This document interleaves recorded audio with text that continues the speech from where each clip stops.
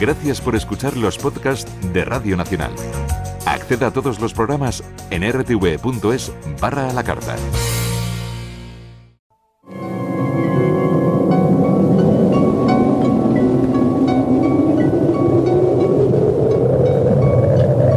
Solo cuando el túnel está en la más absoluta oscuridad es cuando puede volver otra vez la luz.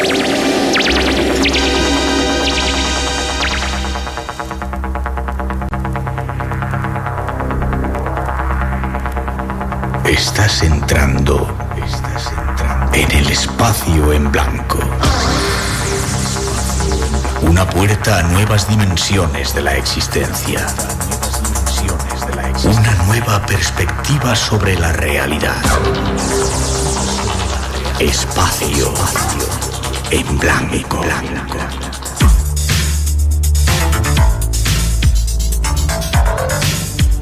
Una producción escrita y dirigida por Miguel Blanco.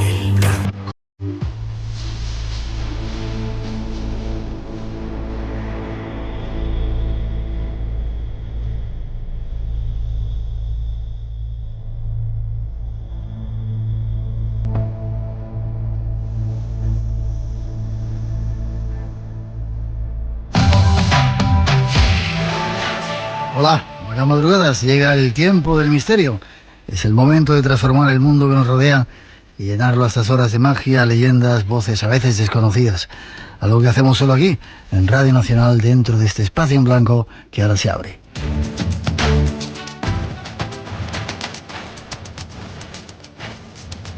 Lo comenzamos en directo desde el estudio 101 de la Casa de la Radio cuando son las 2:08, 1:08 en las Islas Canarias. Y como sabéis, tenemos hasta las 4 para estar juntos en esta aventura que ahora comienza y nos encanta que estés ahí.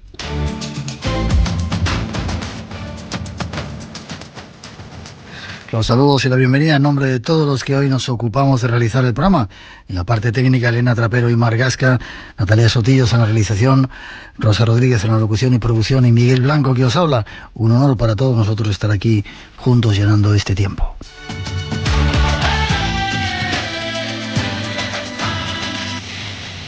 Y antes de comenzar, dar las gracias a todos los que vinieron la semana pasada a vernos en Gran Canaria. Disculpas, tenemos que pedir a unos cuantos que se quedaron, bastante gente, según nos contaron, que se quedaron sin poder entrar, lo sentimos, y gracias a todos los demás por vuestro cariño y calidez, fue un placer estar juntos. También hay que dar las gracias hoy a unos cuantos locos que han venido desde Cataluña, desde Madrid a ver el programa. Gracias, bienvenidos. Abrimos canales de comunicación, teléfono de llamada gratuita 900-137-137, el email espacioenblanco@rtv.es y nuestro muro de Facebook y Twitter, buscáis el Blanco Radio y ahí estamos con los saludos para todos los que ahora estáis conectados.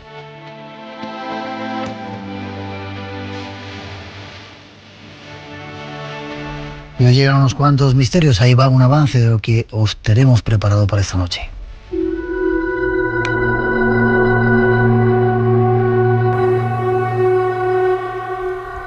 Nuestro viaje de esta noche nos conduce a destinos bien distintos. Comenzaremos visitando una de las regiones más bellas de nuestro país.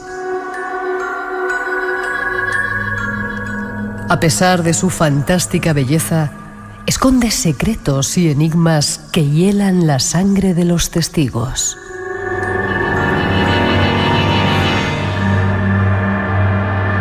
Nos referimos a las Urdes y hasta allí viajaremos para descubrir algunos de sus enigmas. Seguiremos hablando de la tabla de los muertos, la Ouija y de algunos casos en los que el más allá llama a los vivos. Y habrá más. La cita con el misterio está ya lista. Disfrútala.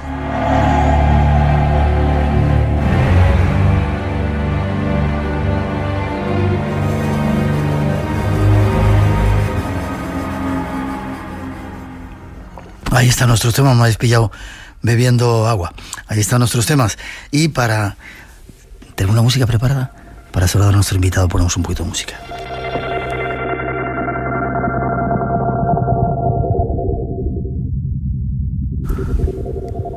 compañero llega hasta nosotros esta noche para presentar su primera y última obra. ¿Te gusta la música? Sí, sí me gusta. Buenas noches, Miguel. David Cuevas, ¿cómo estás? Pues un poco descolocado, no te voy a engañar, porque normalmente... ¿Te sueles poner a la derecha y estás a la izquierda? Sí, y bueno, hay margen de derechas o izquierdas, lo que suelo estar es hacia el final, del programa. Y hoy te toca estar a primera hora. Quizá la culpa es tuya por haber sacado ese libro, tu primer libro. Sí. Así personal. Como autor en solitario sí, ya sabes que hicimos una historia además en la que se contó con tu participación, ese libro benéfico y Coray, hay otros mundos pero está al este, en el que hacía a las veces de coordinador, pero como autor soy primero y de hecho es un honor y un placer y también me descoloca aún más el hecho de que me presentes con una música que me suena mucho, porque es mía. Déjame que te presente. Es que nacido en Ciudad Real, ¿naciste? Sí. Periodista, escritor, locutor y músico. Yo no sabía esa faceta tuya. Músico español. ¿Esta música es tuya? Sí. Déjame que la escuchemos.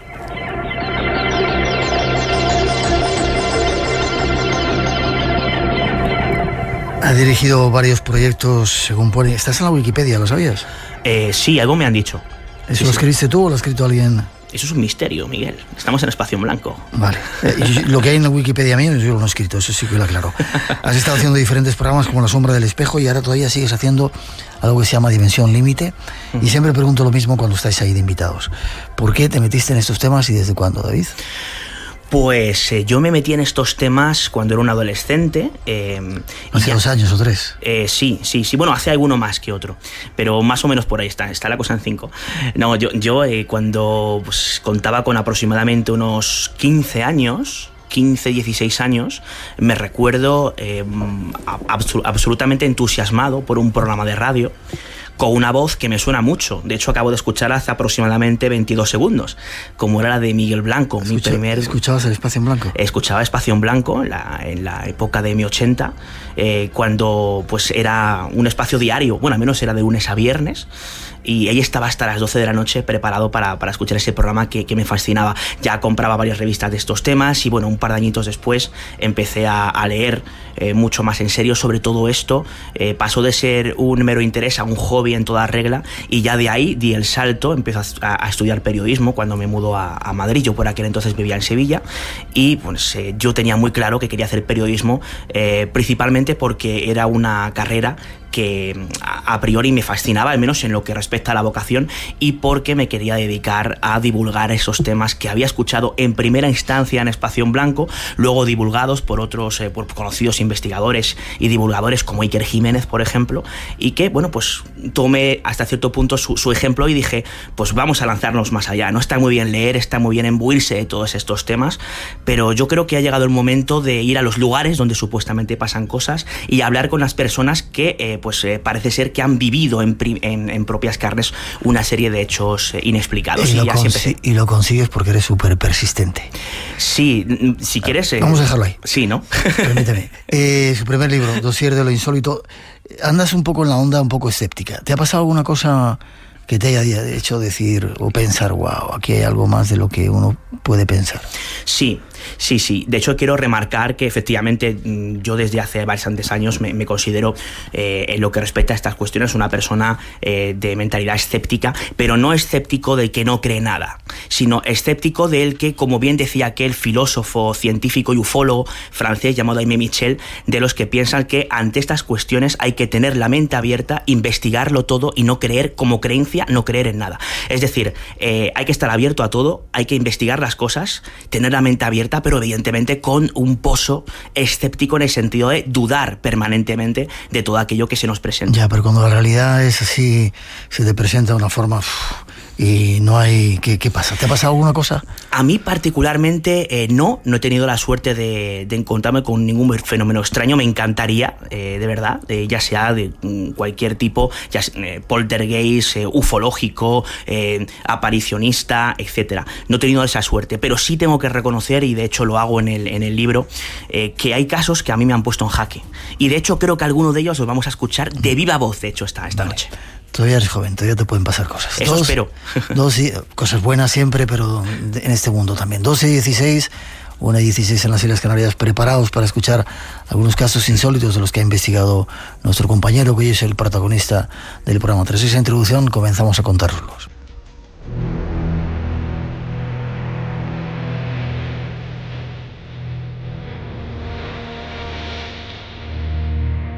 Viajamos hasta un territorio lleno de misterios. Una tierra de gran belleza que esconde secretos que se cuentan en voz baja. Nos referimos a las Urdes. Las Urdes es una mancomunidad española situada en el extremo norte de la provincia de Cáceres, Extremadura. Está considerada por diversos autores e instituciones como una comarca histórica y natural. Hoy en día, los 600 kilómetros cuadrados que conformaron el país urdano, territorio situado a caballo entre la provincia de Cáceres y Salamanca, es una de las zonas más bellas de España. Pero durante muchísimos años, esta zona fue considerada por muchos como la representación más fiel del infierno en la tierra. La primera referencia histórica de las Urdes puede encontrarse en el siglo XVII en la obra Curiosa Filosofía del filósofo jesuita Juan Eusebio Nierenberg, más conocido como el Padre Nierenberg. Este describió las Urdes en los términos desoladores. Existe en este reino un áspero valle infestado de demonios, un lugar que los pastores creen habitados por salvajes, gente ni vista ni oída, de lengua y usos distintos a los nuestros. Son hombres y mujeres que andan desnudos pensando ser solos en la tierra. En 1907, el antropólogo francés Maurice Legendre se instaló entre los urdanos para escribir su célebre obra Estudio de la Geografía Humana. Se trataba de un trabajo de investigación que llevó la miseria y la desolación de los urdanos a los ojos del público mundial en 1909. Desde entonces, decenas de investigadores acudieron a la desconocida región para estudiar aquellos tristes seres desnutridos y abandonados en las agrestes tierras extremeñas. Así lo contaba, por ejemplo, George Barrow en su obra La Biblia en España, del año 1921. No hay tierra como esta. Tiene sus secretos y sus misterios. Muchos se han perdido en ella y no ha vuelto a saberse su paradero. Cuentan que en ciertas lagunas existen horribles monstruos y que en los ásperos valles solo alumbra el sol a mediodía, reinando las tinieblas el resto de la jornada. Viajemos hasta allí de la mano de nuestro compañero para intentar conocer algunos de los secretos que guardan estas tierras.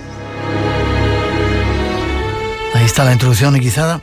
David, para ser justos, hay que decir que eso se contaba hace tiempo de las Urdes. Y si nos escucha algún habitante, 2 y 20, déjame que el teléfono 900-137-137, si hay un urdano escuchándonos, que nos llame. Ahora mismo está considerada, yo que conozco un poco la zona, como las regiones más bellas de España, mejor cuidadas, más conservadas, ¿verdad? Y se ha alejado un poco toda esta leyenda negra que le pusieron encima en finales o principios del siglo XX. Sí, efectivamente. Incluso continuó con aquella película, ¿no?, de Luis Buñuel, Tierra sin pan, en 1932, de la que también podríamos hablar varias cosas que se nos cuentan en las Urdes, desmitificando muchas de las cuestiones que aparecen ahí, ¿no? Pero efectivamente, yo creo que lo has hecho muy bien. Hay que desmitificar todo lo que tiene que ver con ese halo maldito, infernal que tiene las Urdes. Las Urdes es hoy en día una de las comarcas cuyo sector servicios, en lo que es el turismo, está absolutamente asentado. Sus gentes son maravillosas. Para mí es indiscutiblemente la comarca del misterio. Yo en Dossier de lo Insólito, en el libro, yo dedico 2 capítulos a las Urdes, porque considero que no conozco, al menos en mi caso, ningún cúmulo, digamos, de pueblos que conserven o que aglutinen esa tal cantidad de historias que podríamos considerar desconocidas. Así que hay que matizar muy bien que todo ese tipo de leyendas que sitúan a las Urdes en el punto casi que más negro de la geografía española, afortunadamente en las últimas décadas ha cambiado radicalmente para bien, hasta convertirlos efectivamente en bueno, pues una comarca con paisajes que en nada tienen que envidiar, pues por ejemplo, a los Pirineos u otros tantos, ¿no? Sin embargo, sí es cierto que durante mucho tiempo ha sido una tierra de leyenda y pasan multitud de cosas extrañas, ¿verdad? Efectivamente. Quizá porque la gente sigue arraigada a las tradiciones, siguen creyendo en esa magia de la tierra o están enraizados todavía con ello. En las Urdes pasa una cosa muy curiosa, y es que hay ciertos fenómenos que ellos toman como algo absolutamente cotidiano. Es decir, cuando hablas con algunos de ellos, con algunos de los testigos de lo insólito con los que de vez en cuando nos tropezamos en las Urdes, nos cuentan ciertos fenómenos de una forma bastante habitual, como si de alguna manera ese tipo de fenómenos hubieran mimetizado con el entorno en sí, ¿no?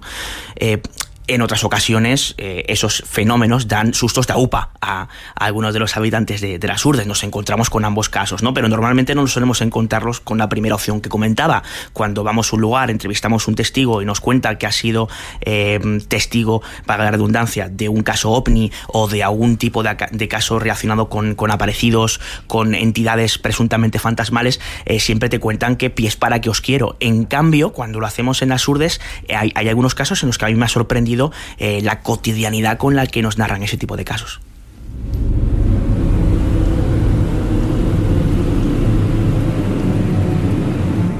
¿Te parece, David, que vayamos a alguno de ellos ya? Vamos a alguno de ellos. Este caso que vamos a escuchar, gracias a la voz de su protagonista, de Mari Carmen Azabal, yo he hecho 4 viajes a las Urdes, ¿no? En el segundo de ellos conseguí, junto a mis compañeros Raúl Prudencio y Víctor Ortega, que nos contara el caso, pero con la condición innegociable de que aquello no se grabara bajo ningún concepto, porque esta persona lo pasó realmente mal. De hecho, ni siquiera nos dejaba dar su nombre. Es ya en un cuarto viaje, cuando me desplazo con la compañera Lourdes Gómez, cuando conseguimos que nos vuelva a contar esa historia e incluso que nos deje grabarla y poder divulgarla. Algo es una historia que tiene que ver con ovnis en esta ocasión. Efectivamente, lo que se encontró Mari Carmen es con algo que está englobado en lo que podríamos considerar un asunto de tipo ovni, bastante curioso y también bastante dramático, al menos en los términos en los cuales fueron protagonizados por nuestra protagonista. Si te parece, escuchamos lo que pasó. Vamos a escuchar su testimonio, si quieres, sí. Aquella noche de noviembre de 1991.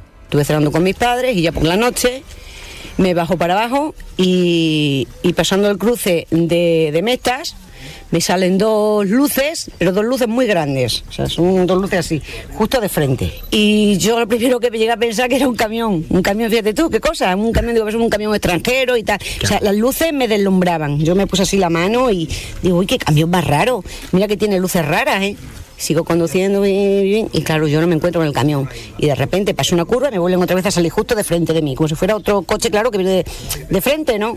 Y ahí es donde pasó todo. Me entró un miedo ahí, que la verdad que yo ya no podía. Yo ya digo, aquí esto ya no es normal, porque no me cruzo con un coche, no me cruzo con nada. Está todo monte, todo sierra. Y la verdad que yo de ahí ya no sé ni cómo he llegado.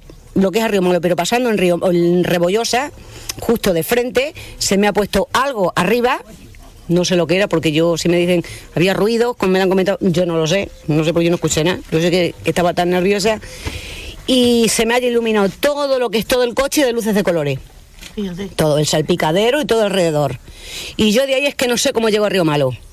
Yo no lo sé cómo llego, no sé si he ido conduciendo, como digo, me han llevado hasta allí, no lo sé. Yo sé que el coche ha quedado fuera en la calle, ha quedado en marcha, yo he sido incapaz de pararlo, me he salido a todo correr, me he ido al bar, el bar estaba llenito de gente a tope, entonces me ha dado como un corte pasar, entonces Luis, un amigo de allí, le ha dicho, Felipe, pues yo creo que Mari Carmen ha tenido algún accidente, y han salido para allá y lo que han visto el coche que estaba en marcha, hasta que le pude explicar pues todo lo que ha pasado. Espacio en Blanco, en Radio Nacional, con Miguel Blanco. Y esta noche con nuestro compañero David Cuevas, relatándonos algunas de sus investigaciones. ¿Te imaginas la experiencia por esas carreteras llenas de árboles, esos bosques que hay fantásticos en las Urdes, carretera llena de curvas, que de repente tengas una luz que se te ponga encima y parezca que es un camión Y no solo eso, ella nos contaba en el segundo viaje, yo le preguntaba por ese dato, ella no, sinceramente no recordaba, dice, mira, yo lo pasé tan sumamente mal que yo tenía la radio puesta, yo subí a radio, empecé a pegar gritos porque no sé lo que estaba pasando. Ella nos contaba en el segundo viaje que tenía la sensación de que ese coche estaba elevado en el aire. No sabe cómo llegó, cuando ella llega al hostal El Labrador de Río Malo, además curiosamente que es donde estábamos alojados en ese segundo viaje nosotros, ¿no? Y entró pues absolutamente presa de pánico explicando lo que le había pasado. Y es curioso porque hay una segunda persona que no se tomó muy en serio esa experiencia, pero que casualmente días después él y su esposa vieron algo muy parecido y tuvimos ocasión de entrevistar a la esposa y nos confirmó que así había sido, ¿no? Pero que era algo volante, un camión no sería, ¿no? Si era algo que iba por encima. Ella explica 2 luces que se le plantan encima, después esas luces se hacen como una especie de objeto que se como tal aparece encima del coche y se convierte en montones de luces de colores. Ella lo definía como si fuera una especie de discoteca móvil alrededor del coche, con la sensación de que aquello se estaba elevando. Imaginaos el susto. Y ella llega absolutamente presa del pánico, pierde la noción del tiempo, aquello dura, le costaba mucho especificar, pero aproximadamente unos 10 minutos la experiencia hasta que llega allí y sale presa del pánico, ya aquello ya había desaparecido y no sabe explicar lo que es. Yo tengo que decir que en absoluto puedo decir lo contrario, no tengo ni idea de lo que pudo ser aquello.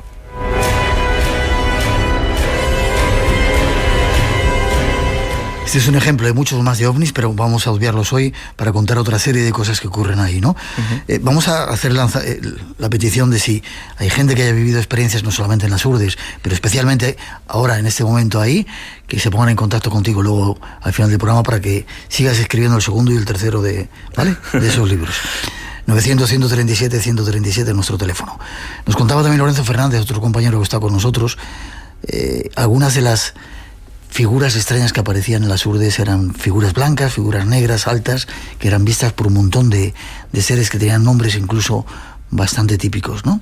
Seres extraños, seres descabezados en ocasiones, sombras errantes que aparecen normalmente a mitad de la noche y que son avistadas por, y de hecho a muy escasos metros, por algunos de los testigos, ¿no? en Urdes. Yo tuve ocasión de recoger algunas de ellas y hay una concretamente que ya se dio a conocer en su día por el periodista Iker Jiménez y por Lorenzo Fernández, del niño blanco. Pedro Martín Álvarez, un señor absolutamente excepcional, nos recibía a mi compañero Miquel Navarro y a mí en ese tercer viaje que hacíamos a Urdes, y le preguntábamos por esa experiencia del niño blanco y él nos lo contaba. Así que si te parece, vamos a escuchar en palabras de Pedro aquella experiencia que desde luego le marcó de por vida. Lo hacemos. Una noche en mi juventud pues estaba de fiesta por la Niña Segori.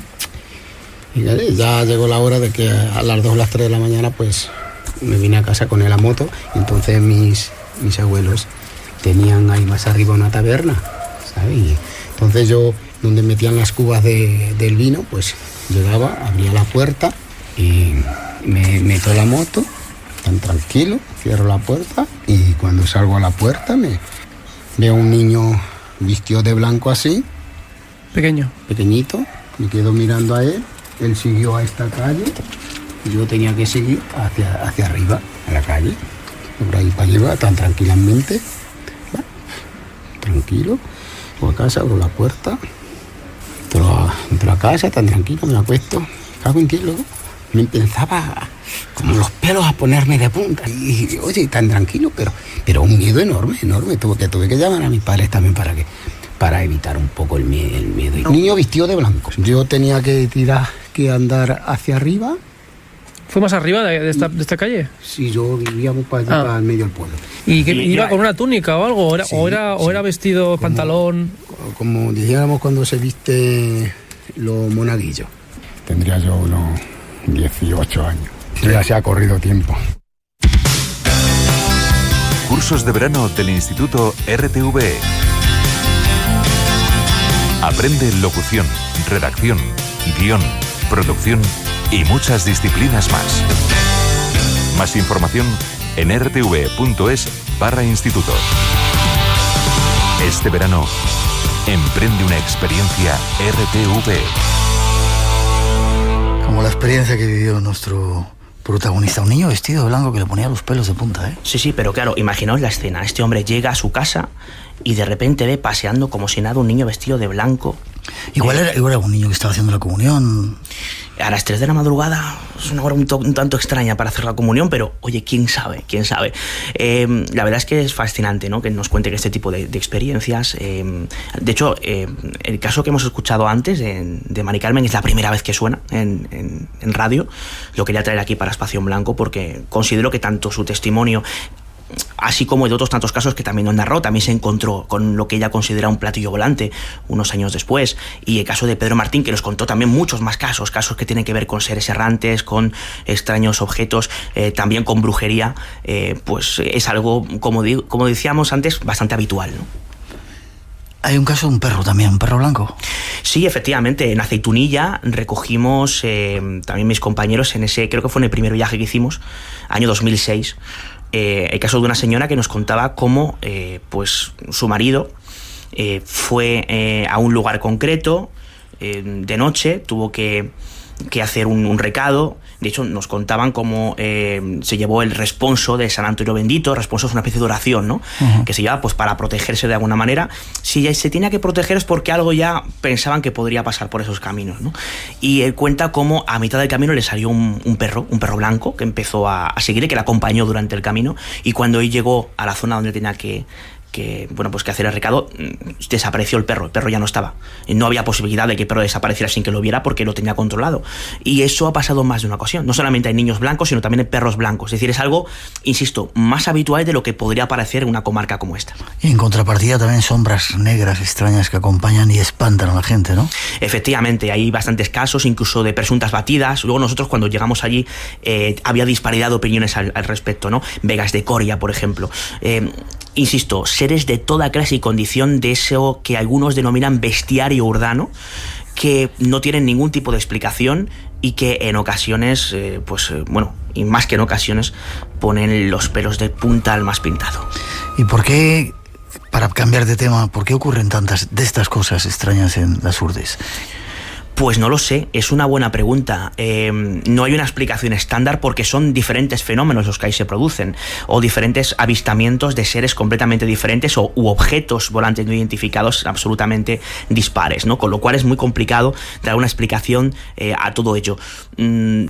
Quizá la concentración de estos fenómenos hasta cierto punto pueda ser debida, quién sabe, ¿no?, al menos a la hora de narrarnos dichas experiencias, a la sencillez de estas personas, a que consideran que lo que les ha pasado es algo que no tienen ningún inconveniente en compartir, porque al fin y al cabo lo han vivido en propias carnes. También podríamos explicar que algunos de los casos que se nos cuentan pueden tener una base de leyenda, que alguien vive algo extraño y automáticamente, digamos que entre la vivencia de la persona en sí y esa base previa de leyenda se convierten en algo quizá un poco más increíble.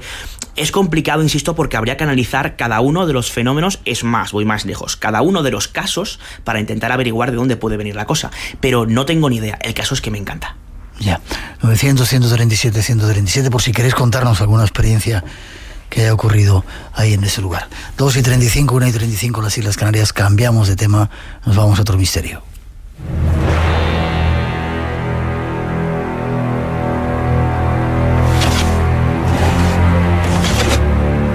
Sigamos con más misterios. El próximo, el tablero de los muertos.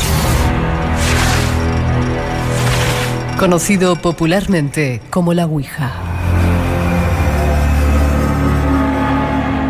El origen de la Ouija el tablero dotado de letras y números con el que supuestamente se puede entablar contacto con los espíritus de los muertos es impreciso. Un tablero bastante parecido a una ouija fue encontrado alrededor del año 1200 a.C. en China, país donde algunos sabios acostumbraban a guiar un palo alrededor de una bandeja llena de arena para comunicarse con los espíritus del más allá. Otras fuentes afirman que Pitágoras, en el 540 a.C., realizó sesiones de espiritismo con una especie de tablero con ruedas que él mismo denominó la tabla mística. La ouija se popularizó de verdad de la mano de la moda espiritista, que se extendió por todo Occidente hacia finales del siglo XIX. Adquirió tal fama que muchas personas comenzaron a celebrar sesiones organizadas de espiritismo, donde se preguntaba a los espíritus y las respuestas eran contestadas mediante una serie de golpes o sacudidas. Se cuenta, por ejemplo, que Mary Todd Lincoln, esposa del presidente de los Estados Unidos, Abraham Lincoln, celebró sesiones en la misma Casa Blanca de forma regular para comunicarse con sus hijos fallecidos.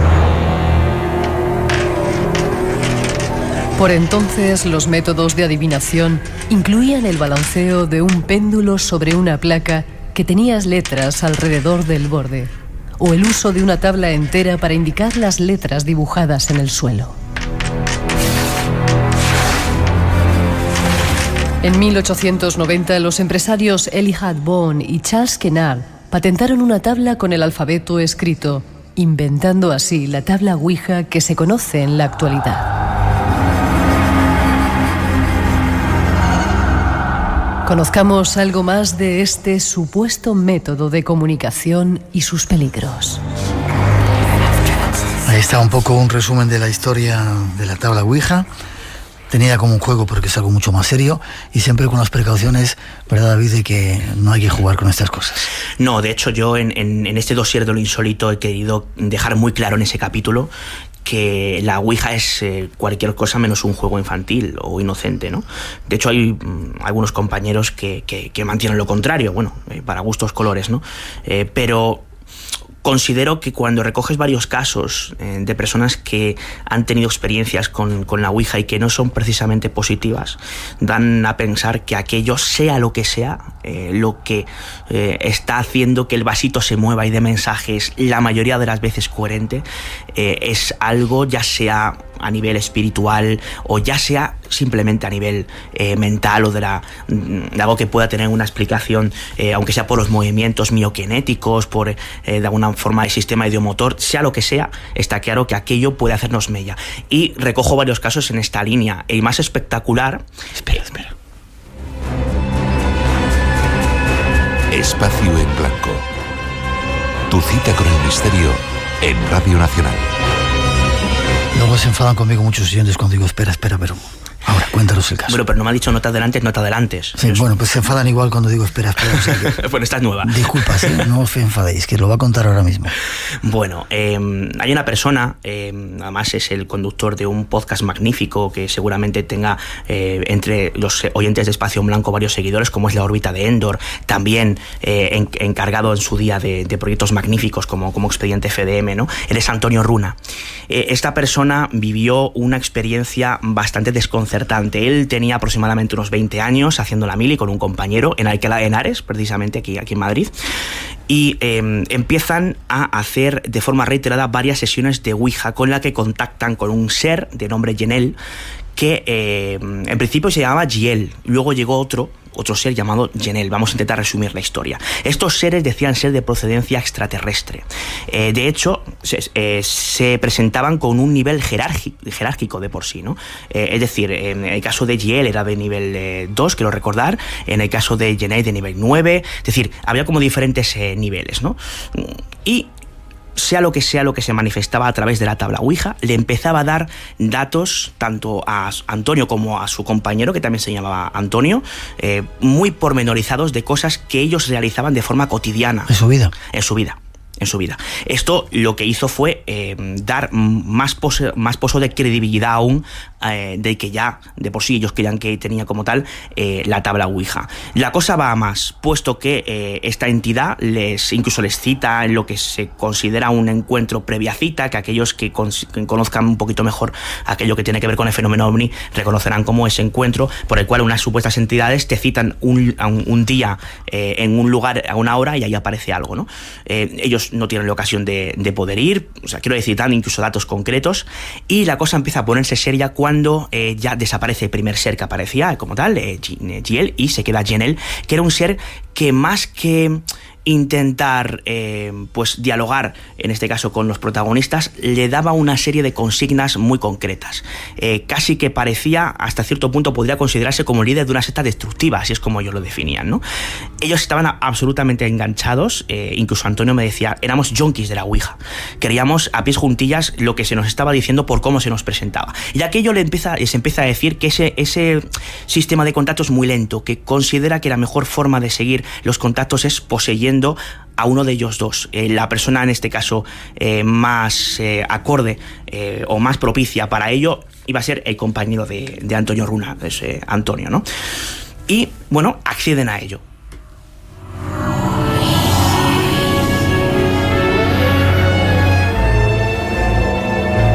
¿Y qué ocurre? Pues lo que ocurre es que está tumbado en una cama y aquel ser posee a la otra persona, ¿no?, que se encontraba con Antonio Runa. Y empieza a hablar de una forma pues pausada. Diferente. Sí, la voz era la misma, pero el tono totalmente diferente. Y empieza a darle, bueno, digamos que las comunicaciones empiezan a ser de esa manera, ¿no? Y a darles diferentes consignas y, entre otras, a decirles que si ellos quieren viajar a ese mundo, digamos que extraterrestre, tienen que tener muy claro una cosa, una consigna, y es que deben desprenderse de su cuerpo físico. Suicidarse. Estaba incitando al suicidio. Fíjate cómo fue la cosa, que ellos llegan a planteárselo seriamente. Hasta que hay algo, un elemento discordante que aparece en esa sesión. Se lo creían absolutamente a pie juntilla lo que contaba aquí. Sí, porque ya llevaban esta experiencia duró aproximadamente cerca de 2 meses. Claro, ya llevaban mucho tiempo. Primero ellos ya creían que aquel sistema de contacto era fiable. Si ese sistema de contacto les da datos concretos que no podía saber supuestamente, ya ni que decir tiene, ¿no? Y si encima esos seres empiezan a darle diferentes consignas o a explicar diferentes cuestiones que a ellos les resultan absolutamente atrayentes, pues lógicamente nos encontramos con que ellos creen que realmente aquello pues puede hacer mella. Por una serie de cuestiones personales consideran que es una buena solución lo de marcharse con estos seres, hasta que llega una consigna que rompe un poco sus esquemas, y es que aparece el elemento religioso. Sea lo que sea, este ser les dice a los dos Antonios que ellos, evidentemente, cuando viajen con estos seres van a tener una misión muy concreta. Y cuando preguntan por esta misión, terminan desvelándoles que la misión va a ser reencarnarse en 2 personajes bíblicos. En uno de los casos era, pues, uno de estos personajes que podríamos considerar importantes, y otro de ellos era nada más y nada menos que el Mesías, que Jesús de Nazaret. Reencarnarse en seres que ya habían existido, claro. Sí, como pues en Moisés y Jesús, efectivamente. Claro, ¿qué pasa? Que tanto Antonio Runa como el otro compañero eran ateos, no creían. Aquello les sirvió un poco para cortar. Aquello les hizo efectivamente darse cuenta de que algo no cuadraba. Uno de ellos, Antonio Runa quizá era un poquito más abierto, pero otro Antonio era absolutamente ateo, con lo cual ellos se dan cuenta de que eso no cuadra. O sea, vamos a parar un momento, vamos a conversar entre nosotros tranquilamente este tema. ¿Cómo es posible que si no creemos en una serie de seres, en este caso de tipo histórico, bíblico, nosotros vamos a reencarnarnos en esos seres? Esto no cuadra. Y deciden que hay que acabar con aquello. De forma que, hacen una última sesión, o así lo pretendían, dando a entender sus intenciones, y aquello dice que eso es muy lento, que prefiere el sistema de la posesión. Aquel ser posee al compañero Antonio Runa por una última vez, Y lo que pasa es que la postura que adopta es un poquito más violenta, un poco más complicada. Cuando Antonio Runa les dice, o da a entender que quieren cortar aquello, digamos que de una forma muy amenazante, ese ser que presuntamente posee a su compañero, le empieza a decir que, bueno, casi que de ninguna manera, que cómo es eso, que eso no va a pasar. De alguna manera, Antonio, cuando se da cuenta de todo esto, Antonio Runa tiene se le pasa por la cabeza salir por patas de allí, porque ese ser se empieza a incorporar y a mover ciertas partes del cuerpo que no hacía, que digamos que no movía en experiencias anteriores, y se da cuenta de que esto estaba pasando a mayores, hasta el punto de que dice, bueno, aquí hay dos opciones: o me voy, con lo cual si me voy lo que puede pasar es que no sé lo que va a pasar, y cuando llega aquí me encuentro con a saber quién, si mi amigo Antonio, si es Yenel o lo que sea, o le planto cara, e intenta plantarle cara de forma sarcástica.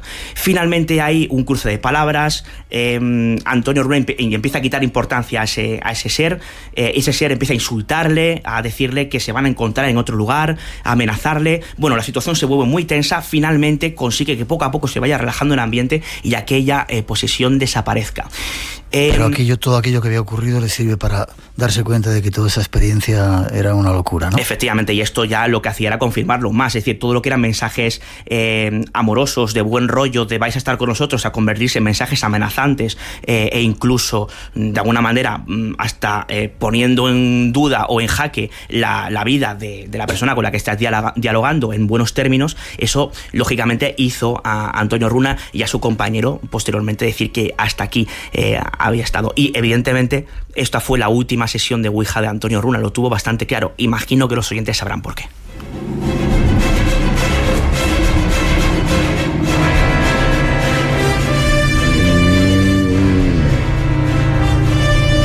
Es solamente un ejemplo. El tema de la Ouija ha servido para que incluso muertes como el caso de Vallecas o algo parecido, supuestamente provocado por una experiencia que tuvieron con la Ouija, ver cómo a veces ese vaso se mueve solo. Atentos, que es un juego peligroso. ¿Lo dejamos ahí? Vale. Y nos vamos con otras cosas que están esperando. Esta noche, en Espacio en Blanco. Manejo con una cierta prudencia el adjetivo de héroe, porque a veces héroe parece que tienes que hacer una cosa extraordinaria. Y a muchas de estas personas tampoco hay que pedirle cosas extraordinarias, simplemente que en aquella coyuntura pues trataran de sacar lo mejor de sí mismo, que era posible.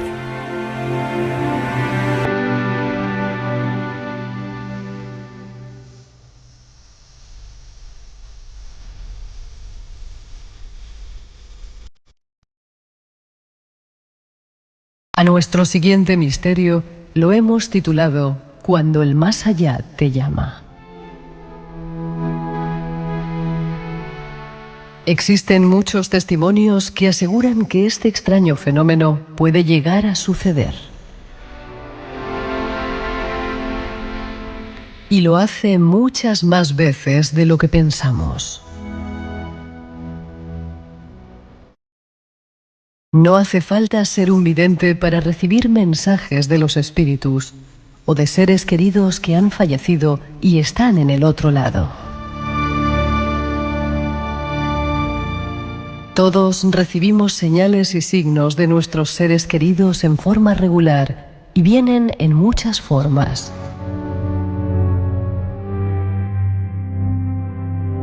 Luces que parpadean, olores que nos recuerdan a la persona fallecida o a través de los sueños. Extrañas coincidencias en nuestra vida puede ser otra de las maneras de sentir el contacto con ese más allá. Existen muchas formas en las que esa dimensión se puede manifestar. Escuchemos algunos testimonios. En este caso cambia un poco el cariz del tema, ya no es como dar miedo, sino a veces cosas esperanzadoras, ¿no? Efectivamente, hay casos que realmente Bueno, pues a mí, algunos de ellos son los que comentaba al principio de la intervención, que me habían puesto hasta cierto punto en jaque, ¿no? Y habían desafiado mi sano escepticismo. Bueno, uno de estos casos es precisamente el de Luis, vamos a llamarle Luis, una persona que nos contó una experiencia que yo considero absolutamente fascinante y que nos da que pensar, y lo más importante, que nos da ciertas esperanzas, ¿no? En aquello que tiene que ver precisamente con ese final inevitable como es la muerte. Más allá, ¿no? Él trabajaba, ¿lo cuenta ahora? Sí, él lo cuenta. Vale, vamos a escuchar entonces su testimonio. Fue hace unos 3 años, o sea, en el año 2011, y lo que estaba haciendo, lo que me encargaba de hacer era acompañar a enfermos terminales en un hospital de enfermos terminales. Sobre todo estaba acompañando a gente que se acercaba al final estando sola. O sea, estuve 1 año y durante ese año estuve atendiendo a un montón de personas de muchas condiciones, de muchas edades, distintas edades, distintas condiciones.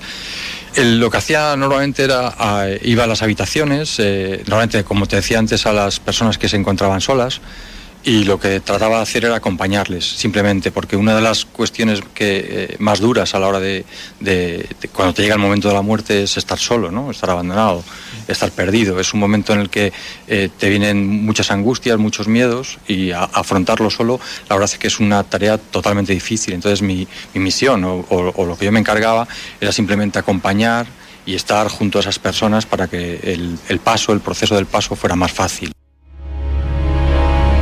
Esto era un poco el trabajo que él hacía. Casi por tu culpa vamos a tener que ampliar el tema en la segunda hora, cosa que no estaba prevista, y quitar alguna de las cosas que teníamos preparadas. Ya pedimos disculpas por ello. ¿Qué más cuenta Luis? Es como le he llamado, ¿no?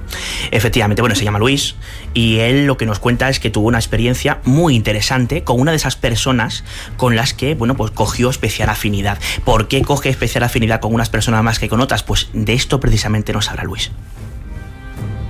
Hay personas con las que tienes un feeling de entrada, y hay personas con las que a lo mejor tienen menos feeling. En este caso, José Manuel era una persona con la que nos llevamos muy bien, ¿no? De entrada, como anécdota, como dato curioso, te contaré que la estancia media en el hospital de las personas que acudían allí era de unos 15 días, ¿no? Es el tiempo que suelen. Pero no era así siempre. En este caso, por ejemplo, se alargó la estancia y duró unos meses.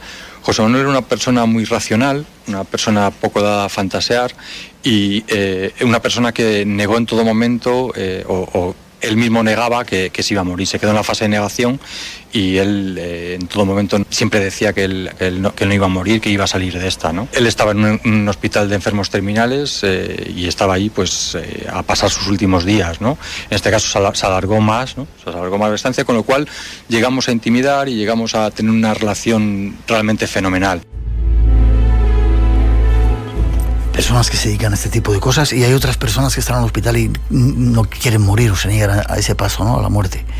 Claro, cada persona evidentemente es un mundo, y hay personas que tienen bastante miedo a la muerte, algo absolutamente lógico, ¿no? Pero, ¿qué pasa? Que José Manuel se encuentra con algo. ¿Algo venido del más allá, parece ser? Bueno, eso lo vamos a dejar a juicio del oyente, pero lo interesante es que la historia continúa, y Luis nos contaba precisamente esa visión clara que había tenido, pues en este caso, por aquel entonces su enfermero favorito, como era José Manuel. Vamos a escucharlo. Me contó, un día me dijo, ¿sabes lo que me ha pasado, Luis? Esta mañana ha venido un enfermero y me ha contado que me quedan unos días de vida, o sea, que me queda muy poquito de vida y que voy a pasar ya. Entonces, sabiendo que José Manuel no aceptaba su muerte, pues yo me enfadé bastante, porque me pareció cruel incluso, ¿no? Por parte de este enfermero que le dijera esto. El caso es que él me contó, ¿te has dado cuenta, Luis, porque él era una persona muy observadora, que en este hospital no hay ningún enfermero? Efectivamente, no había ningún enfermero. Confirmé con las enfermeras con las que tenía mucha relación si había habido alguna sustitución o alguien que hubiera venido en ese momento, y no había aparecido nadie, ningún enfermero, no existía en ese momento. Confirmé con ellas si le habían puesto parches, ¿no? Parches de algún opiáceo para reducir el dolor, y no había tenido ninguna medicación que le pudiera trastornar. Curiosamente, pasados unos días, tal como dijo el enfermero, José Manuel falleció. Todavía hay más, y además, como estamos ya cambiando un poco el planteamiento que tenemos el programa, en la segunda hora nos van a contar un testimonio también ocurrido en vivo a una persona que está con nosotros y a alguien que también trabaja en este mundo de la medicina. Quizá nos cuente lo que ocurre en los quirófanos, que es algo muy tremendo en muchas ocasiones. Sigue esa historia, ¿verdad? Casi concluye. Efectivamente, yo preguntaba, bueno, Luis, ¿tú qué piensas que pudo ser esto? ¿Qué explicación puede tener? ¿Cómo es posible que este señor diga que se le aparece un enfermero cuando ahí no trabajan enfermeros y especifique algo que negaba y que finalmente pasa? Bueno, pues esto es lo que nos contaba Luis al respecto. Sí, él lo que dijo es que el enfermero le vio físicamente, o sea, estuvo hablando con él, charlando, y lo que el enfermero le comentó es que él había oído en una conversación con médicos que le quedaban unos días. Es decir, fue un momento breve, o sea, no se alargó en el tiempo, pero fue físicamente, estuvo el enfermero hablando con él, físicamente tuvo esa relación, y es más, él tenía en ese momento la capacidad de discernir o de comprender la realidad, y pensó en todo momento que era real, que era un enfermero de verdad, hasta que posteriormente, cavilando, se dio cuenta que efectivamente que en ese hospital no había enfermeros. Él quedó impactado porque en el momento en claro que él negando esa posibilidad, negando la posibilidad de su muerte, que alguien te venga y te diga de sopetón que te quedan pocos días, alguien identificado como parte del equipo del personal que trabaja allí, un enfermero que nunca existió. La verdad es que no hay explicación, no tenemos explicación. El caso es que ese enfermero acertó y la predicción que hizo se cumplió. Estos son algunas visitas del más allá a ciertas personas, ¿verdad, David? Efectivamente, aquí en el libro, ¿no? En Dosierto lo insólito, he querido incluir varios casos de personas, no solamente que se encuentran con esas entidades en ciertos momentos que les dan mensajes premonitorios y que se cumplen a rajatabla. Vamos a conocer un caso de viva voz, esta sí que sí, ahora en la segunda hora, ¿no? Sino que también tenemos casos de presuntos seres fallecidos que llaman por teléfono. Y que en ocasiones, mucho más de lo que parece, ¿verdad? Y que en ocasiones dejan mensajes, ¿no? De hecho, tengo que agradecer, aprovechar, ahora que estamos en Espacio en Blanco, y agradecer a 3 oyentes del programa, como son Alfonso, Cara y Emilio, que a raíz de hablar de esto en el programa hace varios meses, me contaron varios casos y bueno, pues precisamente gracias a sus informaciones pude ampliar este capítulo del libro. Cuando el más allá te puede llamar a ti, y parece ser que a veces pasa.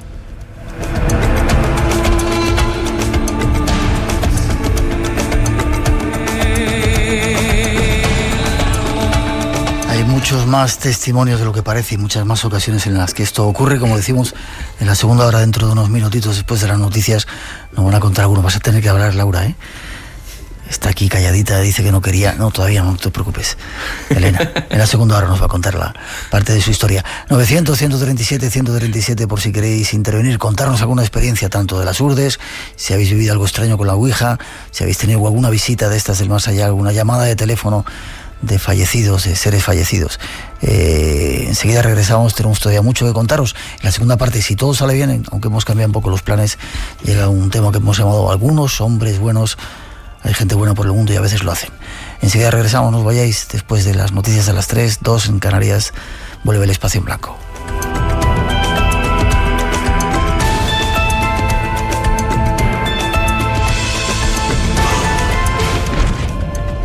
Esta noche, en Espacio en Blanco. Manejo con una cierta prudencia el adjetivo de héroe, porque a veces héroe parece que tienes que hacer una cosa extraordinaria. Y a muchas de estas personas tampoco hay que pedirle cosas extraordinarias, simplemente que en aquella coyuntura pues trataran de sacar lo mejor de sí mismo, que era posible.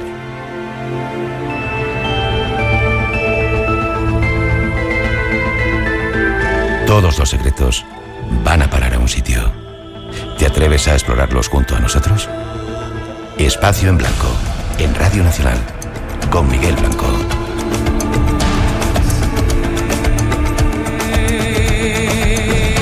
Guía tus pasos hacia lo desconocido.